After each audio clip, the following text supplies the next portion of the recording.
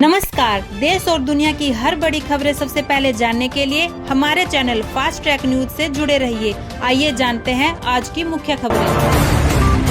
पश्चिम बंगाल विधानसभा चुनाव के पहले फेज की वोटिंग जारी है। इस बीच मुर्शिदाबाद जिले के नौदा इलाके में हिंसा की घटना सामने आई है, जहां मतदान के बीच अज्ञात लोगों ने कथित तौर पर देसी बम फेंक दिया। इस हमले से इलाके में अफरा तफरी मच गई और कई लोग घायल हो गए। हालांकि घायलों की सटीक संख्या और उनकी स्थिति को लेकर अभी तक कोई आधिकारिक बयान जारी नहीं किया गया है। न्यूज रिपोर्ट के अनुसार धमाका उस समय हुआ जब बड़ी संख्या में लोग मतदान केंद्र के आसपास मौजूद थे। सूचना मिलते ही पुलिस और सुरक्षा बल मौके पर पहुंच गए और पूरे इलाके को घेर लिया। अधिकारियों ने बताया कि हमले के पीछे शामिल लोगों की पहचान के लिए तलाशी अभियान शुरू कर दिया गया है। वहीं इस घटना के बाद इलाके में तनाव का माहौल बना हुआ है। प्रशासन ने शांति बनाए रखने की अपील की है। चीन भारत नरक, ट्रंप ने भड़काऊ घटिया पोस्ट की शेयर। जन्मजात नागरिकता पर ट्रंप ने एक लेटर शेयर किया जिसमें लिखा है, यहाँ पैदा होने वाला बच्चा तुरंत नागरिक बन जाता है और फिर वे चीन, भारत या दुनिया के किसी अन्य नरक से अपने पूरे परिवार को यहाँ ले आते हैं। इस लेटर को धूर दक्षिणपंथी माइकल शेवेज ने लिखा है, जो नस्लीय टिप्पणियां करने के लिए सुर्खियों में रहते हैं। वो एक अमेरिकी रेडियो होस्ट और लेखक हैं। भारत सरकार ओडिशा में लगभग 8,743 करोड़ की लागत से 40 लाख मीट्रिक टन क्षमता का दुनिया का सबसे बड़ा भूमिगत कच्चा तेल भंडारण केंद्र विकसित कर रही है। यह परियोजना रणनीतिक पेट्रोलियम भंडार का हिस्सा है, जो देश की ऊर्जा सुरक्षा को मजबूत करेगी। अमेरिका लौटा रहा है टैरिफ का एक एक पैसा। भारत को करेगा लगभग 1 लाख करोड़ रुपए का रिफंड। पहलगाम आतंकी हमले के 1 साल पूरा होने के बाद पाकिस्तान ने एक बार फिर जहर उगला है। पाकिस्तान स्थित आतंकी संगठन ने इस हमले की जिम्मेदारी ली थी। इसके बाद भी शहबाज सरकार में सूचना मंत्री उताउल्लाह तरार फिर से पहलगाम आतंकी हमले की स्वतंत्र जांच की मांग कर रहे हैं। एक रिपोर्ट के मुताबिक उताउल्लाह तरार ने कहा कि भारत हमें विश्वसनीय सबूत दे कि पाकिस्तान इस आतंकी हमले में शामिल था। उत्तर प्रदेश के मिर्जापुर में भीषण सड़क हादसे में 11 लोगों की मौत की खबर सामने आई है। बुधवार रात लगभग 8:30 बजे ड्रमडगंज घाटी में 4 वाहनों की टक्कर में 11 लोगों की मौत हो गई। हादसे के बाद बोलेरो में लगी आग में चालक समेत 9 लोग जिंदा जल गए।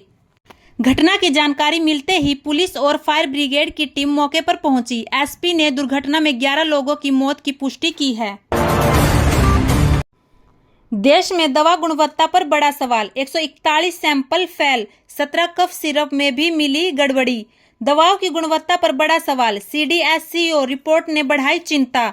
मार्च में 141 दवाओं के सैंपल फेल पाए गए।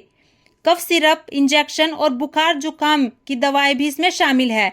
हिमाचल प्रदेश, उत्तराखंड और गुजरात से ज्यादा सैंपल फेल। आम इस्तेमाल होने वाली दवाएं भी मानकों पर खरी नहीं उतरी। मरीजों की सुरक्षा को लेकर स्वास्थ्य विशेषज्ञों ने चिंता जताई है।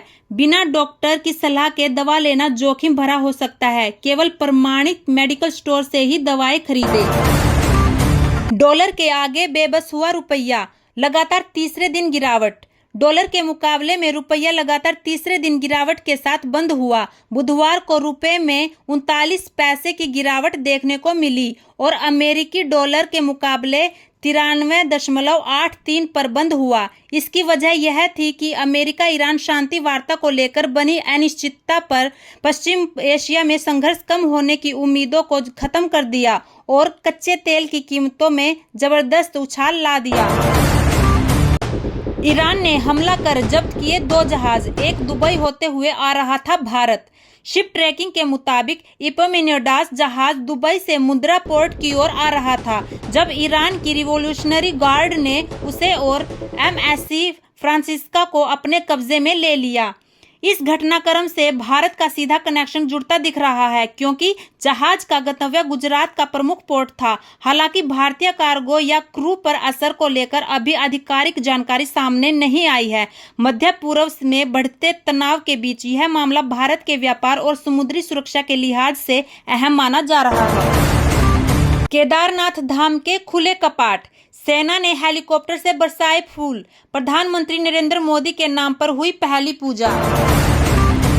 क्या हवाई जहाज के ईंधन में इथेनॉल और सिंथेटिक मिश्रण से टिकट सस्ते होंगे? सरकार ने एक बड़ा फैसला लेते हुए एविएशन टरबाइन फ्यूल यानी हवाई जहाज के ईंधन में इथेनॉल और सिंथेटिक हाइड्रोकार्बन के मिश्रण की अनुमति दे दी है। इस कदम का मुख्य उद्देश्य तेल आयात पर भारत की निर्भरता को कम करना और कार्बन उत्सर्जन में कटौती करना है। इस नीतिगत बदलाव के बाद अब कई सवाल उठ रहे हैं। क्या भारत अपनी आयात निर्भरता को वास्तव में कम कर सकेगा? और क्या इस मिश्रण के बाद ईंधन की लागत घटने से आम यात्रियों के लिए हवाई टिकट सस्ते होंगे? इस बड़े फैसले पर आपकी क्या राय है? हमें कमेंट सेक्शन में जरूर बताएं। सुप्रीम कोर्ट में एक याचिका दाखिल की गई है जिसमें पीएम मोदी के 18 अप्रैल वाले टीवी भाषण पर कार्रवाई की मांग की गई है। याचिका में आरोप है कि ये भाषण चुनावी फायदे के लिए था और इसमें सरकारी तंत्र व सरकारी मीडिया का गलत इस्तेमाल किया गया। याचिकाकर्ता का कहना है कि इस भाषण में विपक्षी दलों को सीधे निशाना बनाया गया, जो आचार संहिता और कानून का उल्लंघन हो सकता है। साथ ही चुनाव आयोग पर भी सवाल उठाए गए हैं कि उसने इस मामले में अब तक कोई कार्रवाई नहीं की। यह याचिका केरल से कांग्रेस सांसद TN प्रतापन ने दायर की है। ऐसी ही और लेटेस्ट खबरों को जानने के लिए हमारे चैनल फास्ट ट्रैक न्यूज को लाइक, शेयर और सब्सक्राइब कीजिए। और हाँ, बेल आइकन दबाना ना भूलें ताकि कोई भी अपडेट आपसे छूट ना जाए। धन्यवाद।